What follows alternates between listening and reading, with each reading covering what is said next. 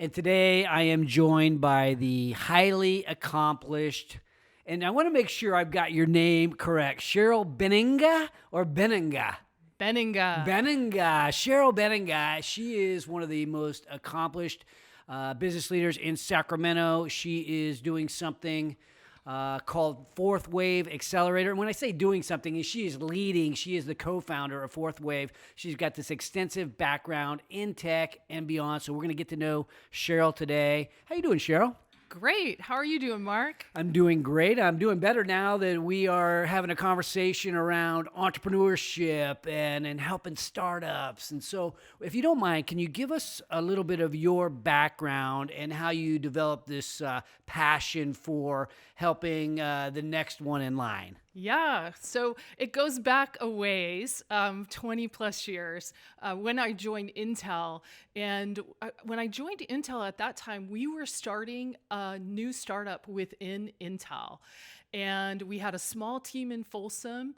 And basically they said, okay, we're going to do this thing in the 46 called an upgrade processor, and we're going to sell it retail, and it's something we've never done before. And we had a small team of our engineers, marketeers, wholly, company within a company. And we just had a blast building that into $1 billion plus business for Intel. Wow. And there's even a Harvard case study written on that startup within a startup. Yeah. And that was kind of my first taste of, even though it was in a larger company, it was, here's some resources and you all go make it happen, something we've never done before. And then seeing the impact of that was just, game changing for me as a young person in tech. And then further on that, as we built out that business, we identified a business that Intel needed to go into that they didn't have the capability, which back then was the graphics business. They did not have graphics capabilities. And our team had identified that being very entrepreneurial, unlike, kind of the staid microprocessor business that was selling to Compaq and people like that.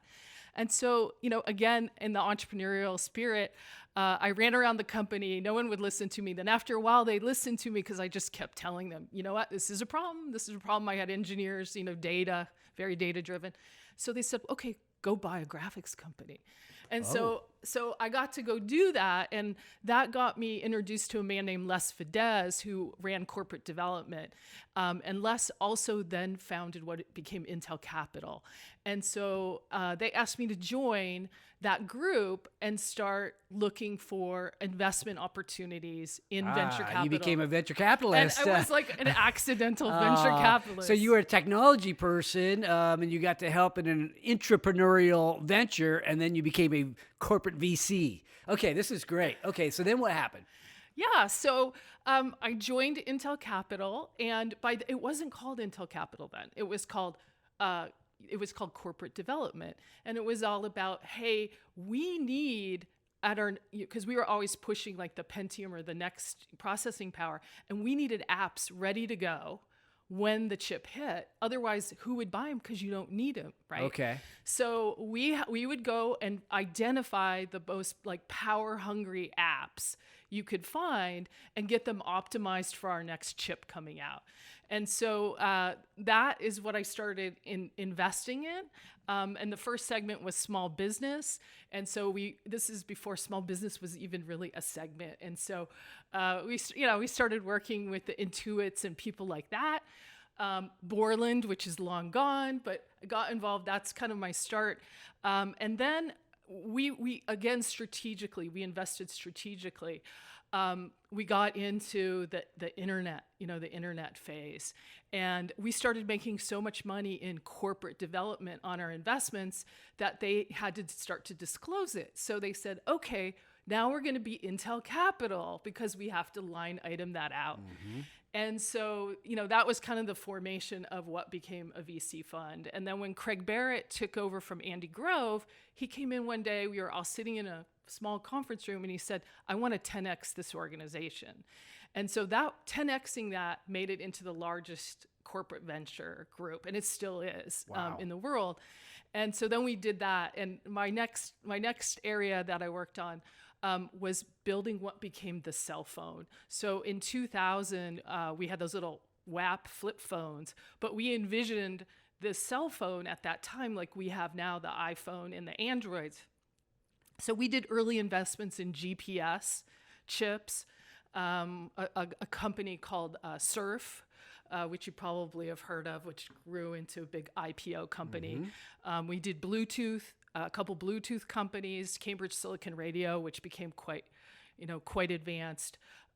Did mobile gaming, some of the first mobile gaming, Jammed App Mobile, which went public, then was acquired.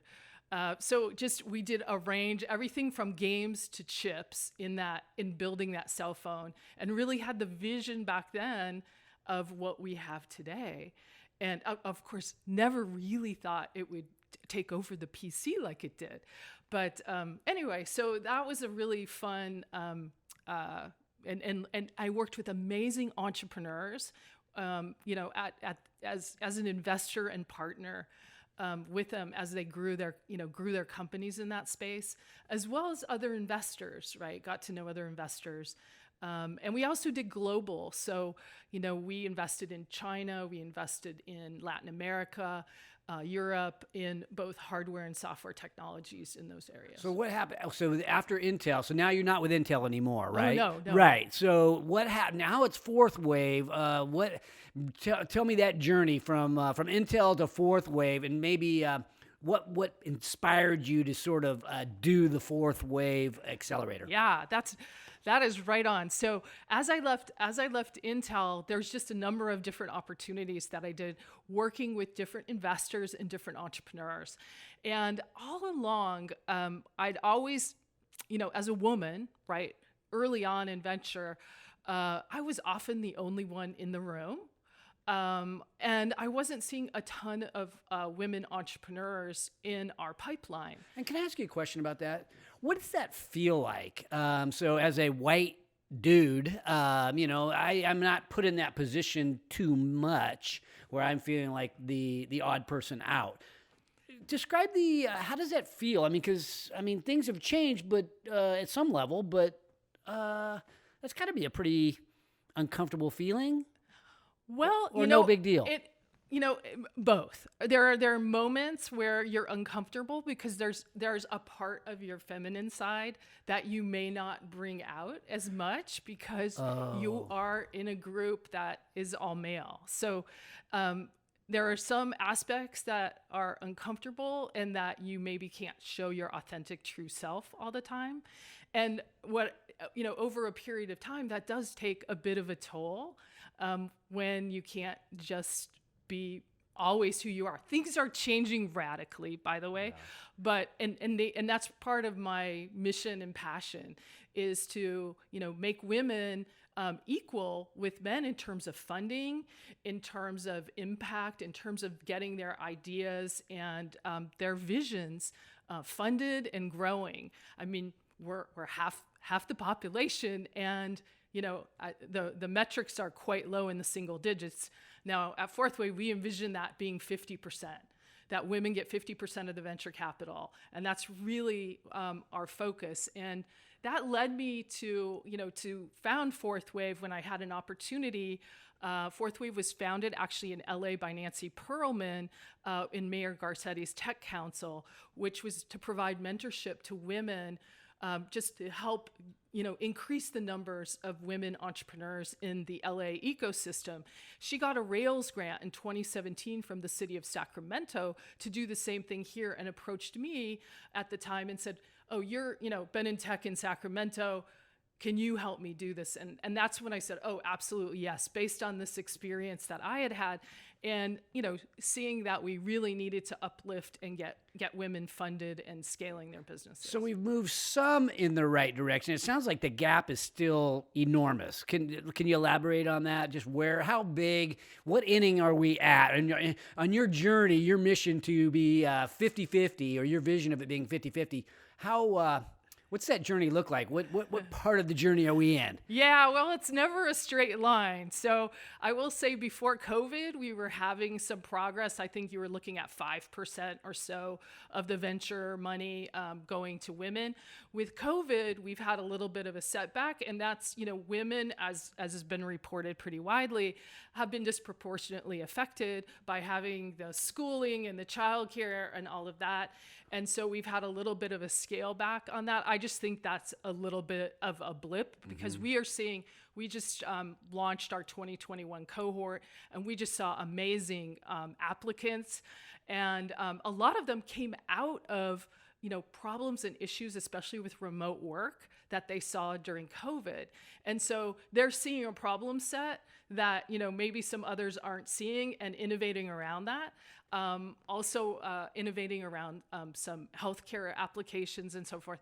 But anyway, we are still, as I said, we're single digits, and we want to get to 50%. That is going to have to take institutional money coming in significantly, right? We are seeing amazing, I think, progress in kind of the smaller funds where we have, women, I know a bunch of them that have, successfully raised some, 20, 30, $40 million funds, which is fantastic and is getting that money into the seed rounds. But now we really need to go to the institutional phase. And I applaud Melinda Gates, who's really out there trying to spearhead that. Obviously she comes from a tech background, has lived kind of what experienced some of the things that most of us have in women in tech. So I think we're going to get there. We're still in the early innings, to use your sports analogy. Yeah, here I am, a guy, using sports analogies, but I guess we all do. But so let's dive in. Can we dive into Fourthwave? Yeah, absolutely. So I'm really intrigued because you're talking about institutional money, and $20, $30 million check or round of funding is small. Where you and I are playing in the startup community here locally and a little bit beyond is we're talking about a lot smaller checks. We're talking about people at the very beginnings of their entrepreneurial journey, just trying to get proof of concept and maybe get over the hump so that they can survive.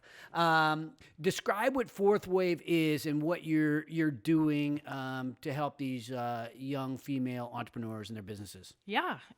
So what the Kauffman Foundation, which is one of the leading kind of entrepreneurial organizations, has done a ton of research on what is holding women back in terms of scaling and growing their companies. And there's a couple things. One is access to mentorship.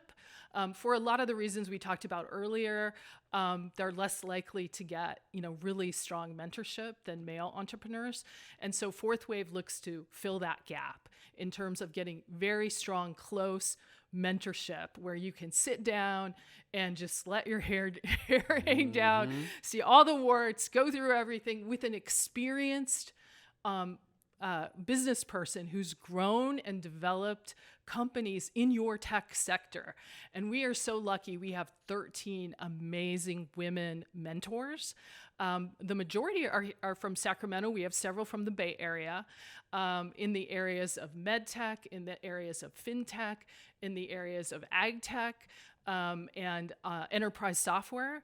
And so we match up our female entrepreneurs one-on-one with somebody who's been there, done that, and can really coach them up on, what you're doing right, what you need to do to get to the next level, and be there with those phone calls when, you're having questions, not sure what to do next. One of your mentors, I believe, is Mariah Lichtenstern. Is that right? Absolutely, yeah. I love Mariah. She is phenomenal. She's a wealth of knowledge. So if that quality is any representation of the rest of the group of mentors, you have something that I could stand behind 100%. That is just a phenomenal. She's a phenomenal person, and I know that the rest of the group's got to be fantastic as well.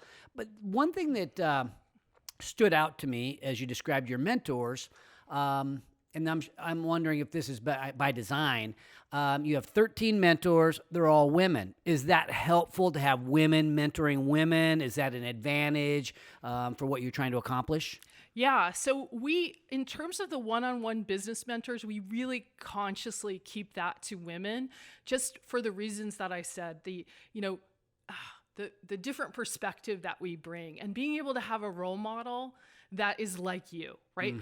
There's nothing like seeing somebody like you who has done it that helps with that confidence and that belief. Now, we also have what we call expert mentors in different areas. So it could be technology, it could be IP in the legal sense, it could be getting your financials together. And we have a lot of men and also we have pitch coaches, and we have a lot of men who are involved in that. And so we're not excluded on 100%. No, Okay.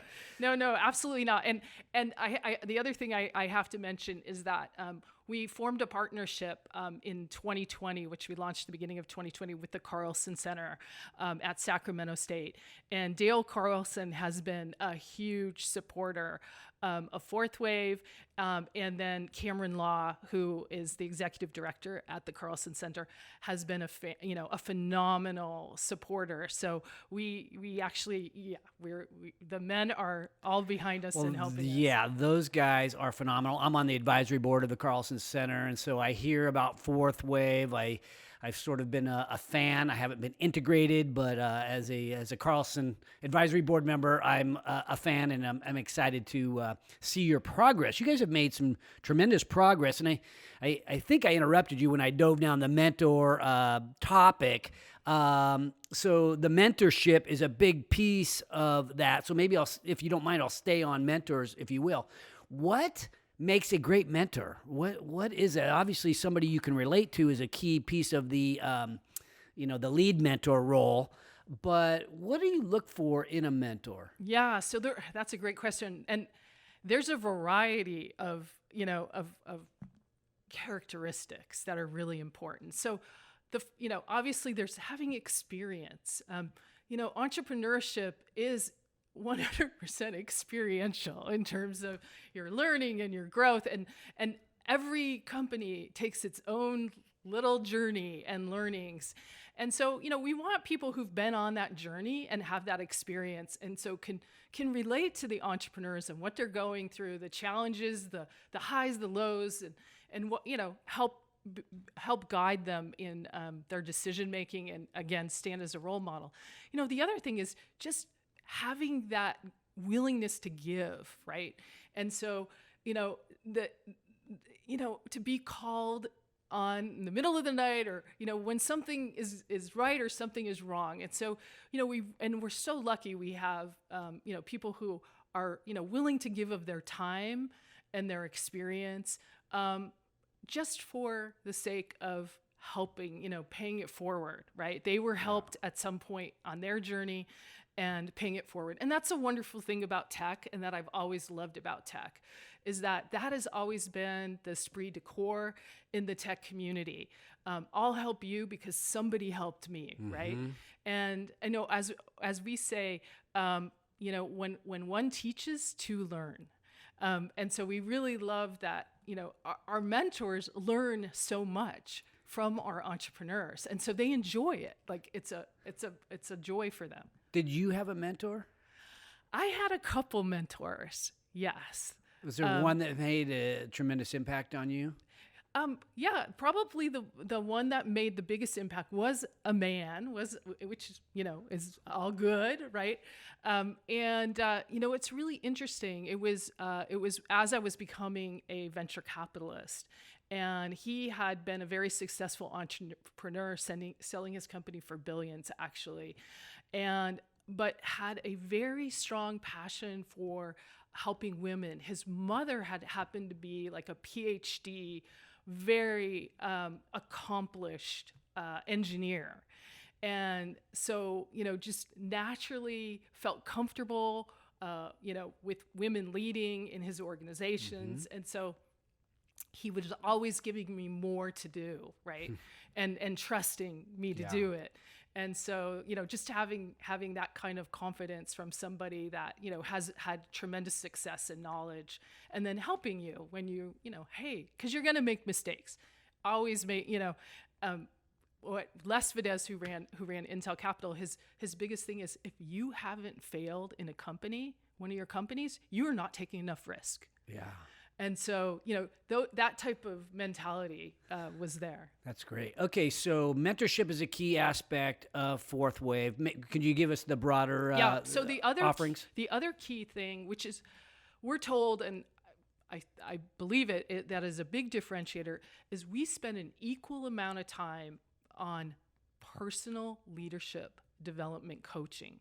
So we have 6 coaches that are experienced in working with founders on their own personal development, on self-awareness. Where are my strengths?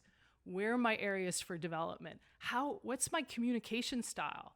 And how can I change that? How should I change that? What are my what are my unconscious beliefs? We all have a lot of unconscious beliefs that sometimes trip us up that we don't even know about.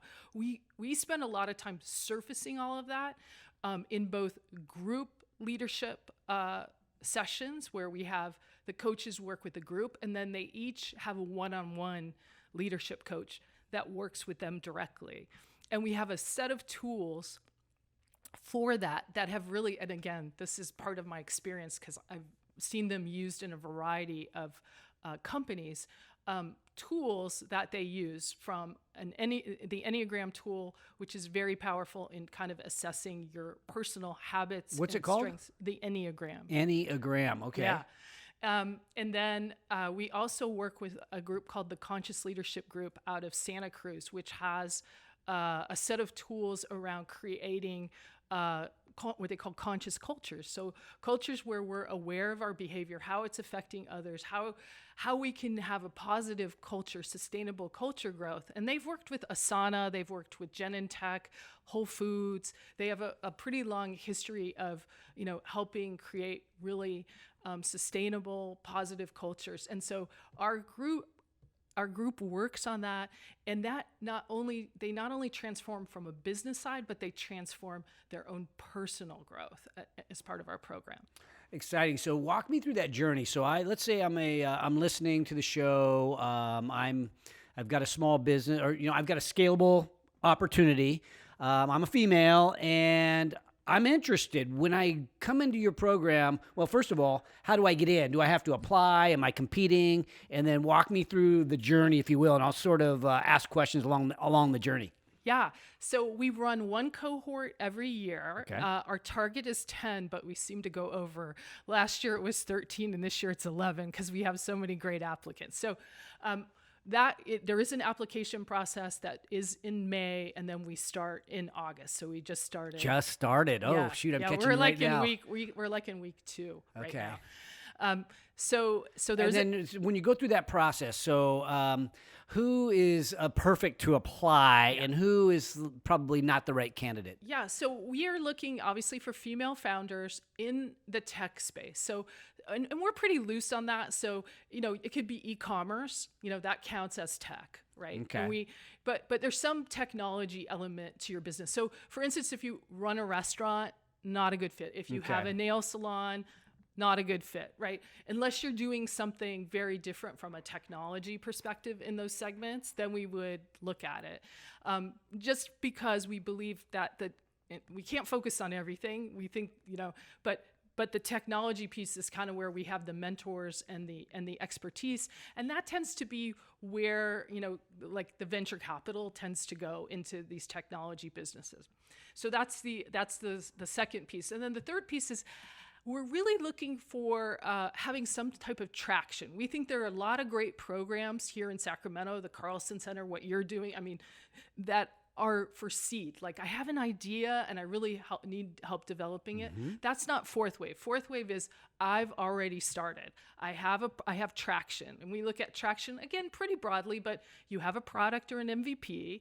you have funding of some sort. It could be bootstrapped, but you've got funding. You're full time on your company. Oh, you got to be full time on the company. Yeah. Okay. I mean, does that weed some people out? yeah, absolutely. And then there's programs Because they're just not ready. I can't quite leave my job because I got to pay the bills. Yeah, so they're just not quite ready. And by the way, the ones that sometimes aren't quite there and have applied, we definitely spend time with them on, hey, what do you need to do to get in next year? And in fact, we had at least one that I'm aware of this year that we accepted that had applied previous years but hadn't been quite ready, but had made progress and gotten traction. Okay. So you don't necessarily have to have revenue, but revenue is also indicative of traction.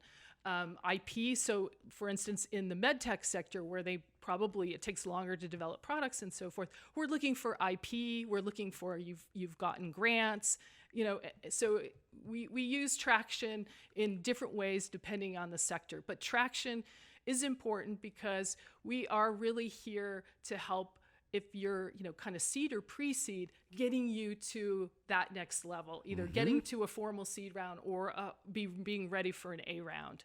And that's really, our focus. And so you have to be at a certain point for us to be able to add that value. And like I said, I'm really happy with that. We now can have kind of like a pipeline. Well, if you're not ready this year, there's these things at the Carlson Center and other places in the community that you can go. And when you are ready, we're Come here. Well, what's too late? How far along, a company that's got a lot of traction, there's some that are maybe slightly more advanced and might fully benefit from your program? I mean, because, self-awareness is, I'm still working on my self-awareness and I'm an old man, but, any of us, I'm sure, could gain benefit, but typically, where would you draw the cutoff? If let's talk maybe traction levels, revenue, if they were doing more than $1 million a year in revenue? No, we have several that are doing quite a bit more than $1 million a year.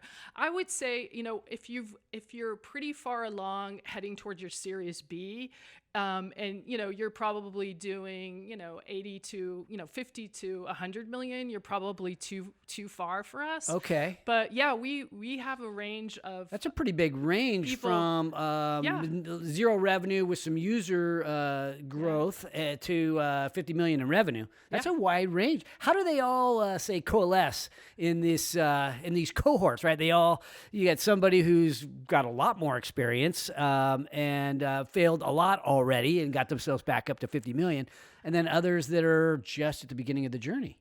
How does that work? Yeah. Well, we all have a lot to learn no matter where we are in our journey. And so, they learn from each other and inspire each other. In fact, we had a couple people last year who were sort of like, I might be a little far along, and they came in and they said, oh my gosh, I got a lot out of this, right? And so it's, That's great to hear. It works. Okay, so let's continue us through the application process. Have we covered that pretty much, who you're looking for and what you're looking for? Yeah. Okay, and then you get in, right? You're one of the chosen 10 or 11, 13. And then what does it look like when you come in? Is it, what happens on day one? Yeah, so we are virtual. Okay. We had to learn to do that last year. It worked out really well. And so we're continuing that. Unfortunately, we weren't forecasting this little step back, but we are virtual. So, which is helpful.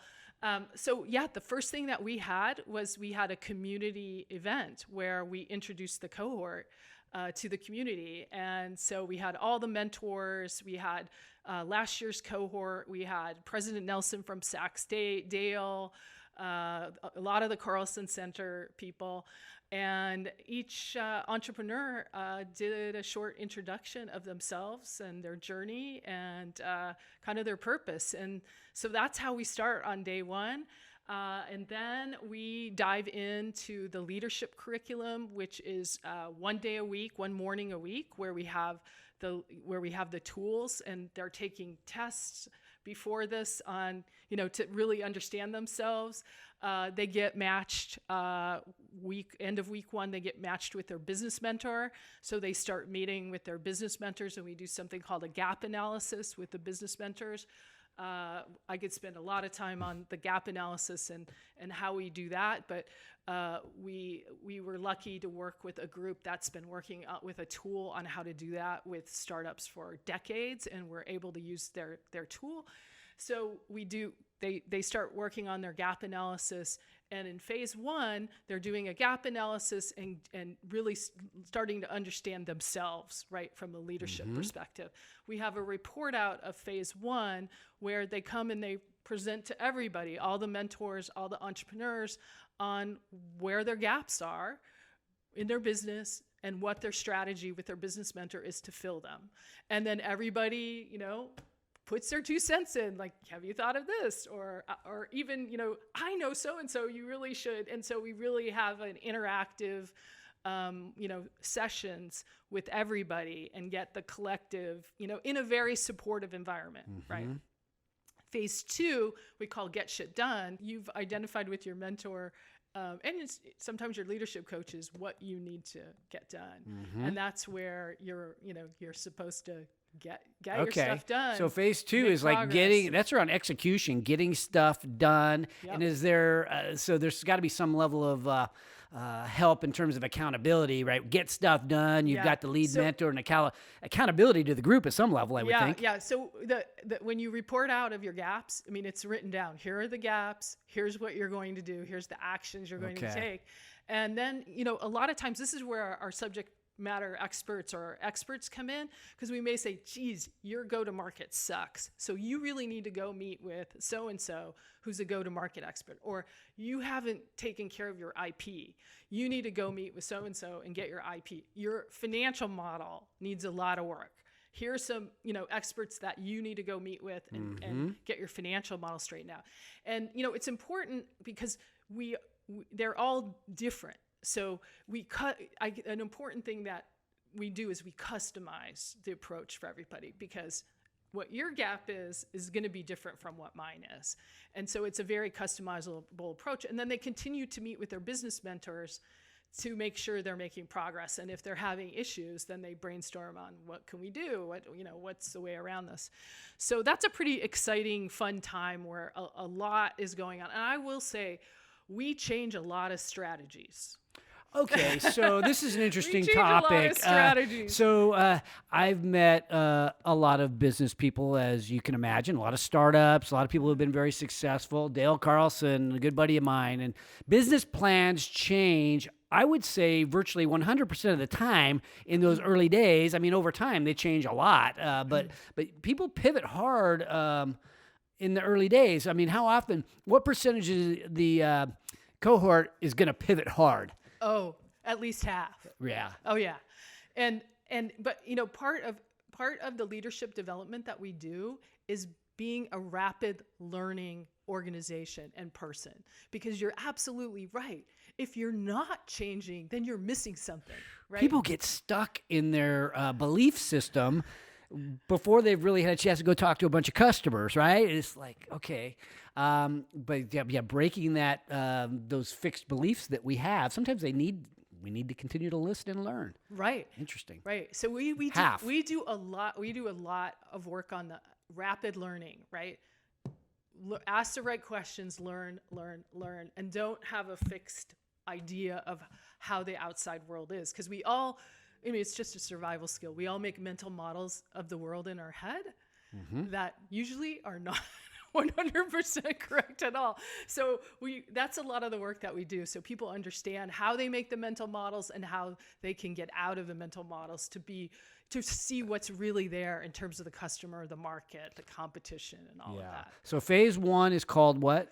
Phase 1 is our gap analysis. Gap analysis. Phase 2, get stuff done. Yeah. And then what's phase 3? How many phases are there? We have 3 phases. Okay. So the third phase is where we've got some great pitch coaches. So we really draw on how do you then put now that you've got, and by the way, they continue to get stuff done through phase 3 too, but Yeah. we really have now a new focus on, let's get how you present your company, your presentation, your investor deck, your financials, how you're going to go out and, talk to the investment community in particular about your company. And by this, we know kind of what you need, why you need it, how it's going to be deployed, and what your best message is to the investor community. And so they work for that time with pitch coaches, storytelling experts, and really hone their presentations while they're still getting stuff done. So in that phase, I have to imagine that, I mean, each phase has got its own type of stress associated with it. But what I've seen occasionally is that part, the pitch phase, the public speaking phase, the presentation phase can be a little bit stressful for people. Fear of public speaking is one aspect of that. Yep. What do you see during that? Have you seen people just transform, or what happens during that process? Oh my gosh. Yes. We've seen a lot of transformation. And this is where actually working on the interpersonal work from the beginning helps quite a bit. And, there's a range of people who are dynamic, charismatic speakers, and then others who, are shyer and have a little more trouble, putting themselves out there. But you always, so again, it's customized because you have pitch coaches who work with you. And it does need to be customized. Well, thinking about this, so the technical founder, whether they be a female or a male, quite often they're product experts. They're very technically oriented, probably good at math and science and stuff like that I wasn't very good at. But they're not the class clown. They're not maybe somebody who is been the person that's very outgoing and social and so on. And sometimes they're a little more introverted, I'd say, on average. That's my perspective. Do you ever see it when you've got somebody that's so reserved or shy that they need to put somebody else on their team to be the pitch person?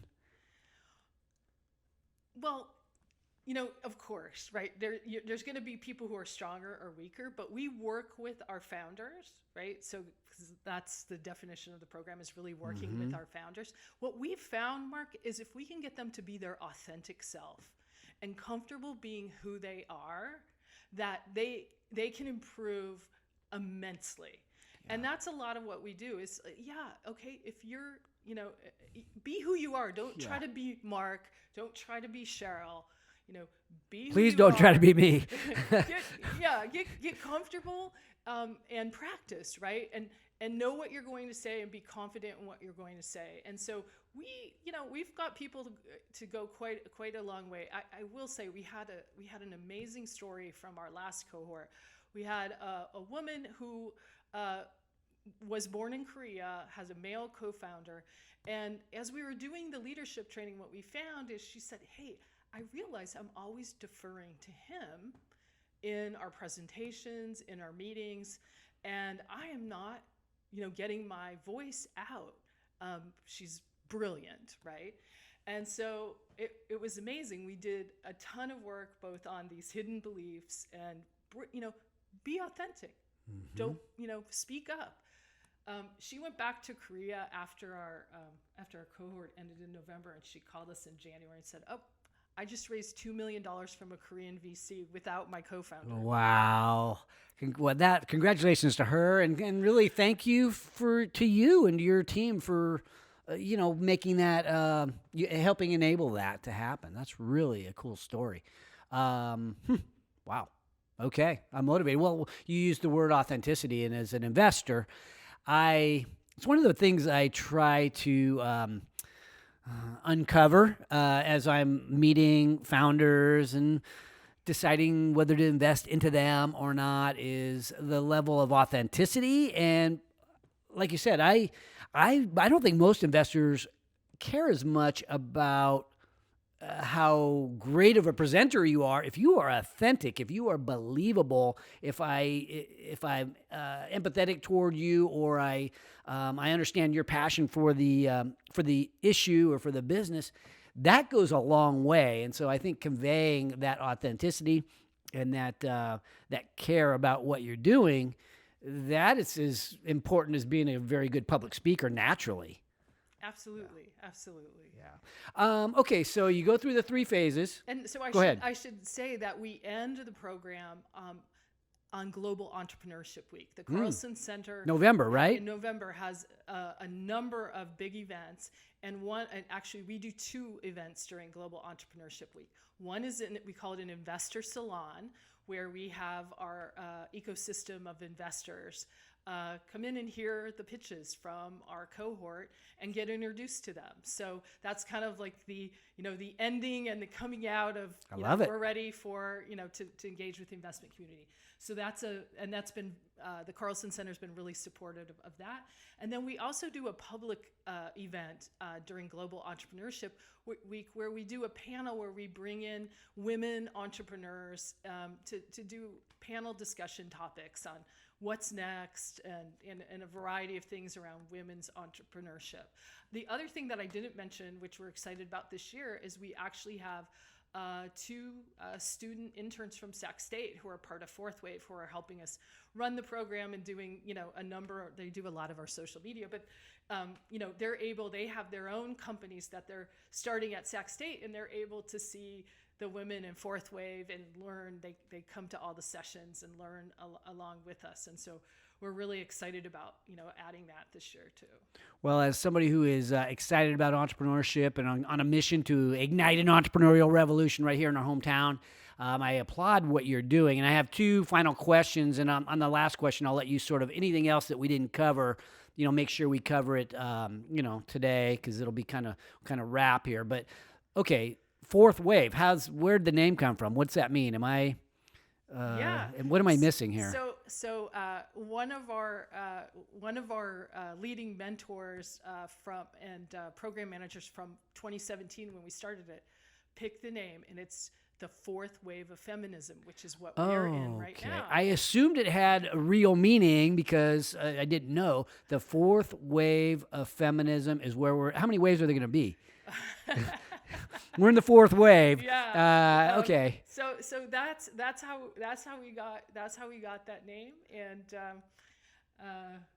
So. Okay. Well, it's easy to remember. Yeah. I think it's a great name, Fourthwave Accelerator. And then final thing is more just advice to that entrepreneur out there that thinks that they may have something special in terms of a scalable tech company. Advice to that person, and just closing thoughts on the opportunity that's before you. Yeah. So, I just think have the passion, right?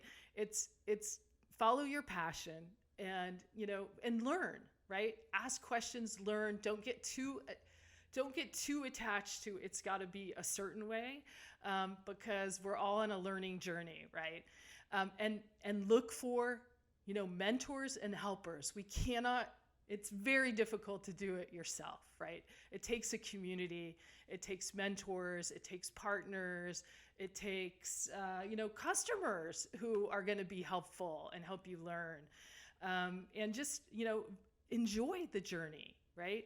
Enjoy the journey. The other thing is I hear sometimes people are afraid of, they say failure. I'm afraid of failure. And fear should not be in that equation, right? Because failure is just pointing you in a different direction of learning, right? And so, run at the fear. Yeah, run at it. Don't, and I think that holds people back a lot. They just like, oh, I've got this unconscious belief that, I can't do this. And that's the first thing that we have to get over, right? And so we can create a new world if we go forward on our visions and our ideas, and if we sit back, we're just going to have the world that we're in. Yeah. So we gotta keep growing. We gotta keep improving. Well, Cheryl, I appreciate you coming on the show. So many nuggets of wisdom, and I really appreciate what you're doing for entrepreneurship and in helping the women entrepreneurs of the region and beyond. You're making a huge impact, and I, for one, truly appreciate you. Thanks for watching today's show. My goal for every episode is that you find a takeaway, something tangible you can use in your business today. And if you have a comment about a favorite takeaway, feel free to put it in the box below. And if you have a topic that you'd like me to bring up on the show, don't forget to let me know. And also, don't forget to subscribe to our YouTube channel if you want to learn more about entrepreneurship. Because at HaneyBiz, we are always by your side.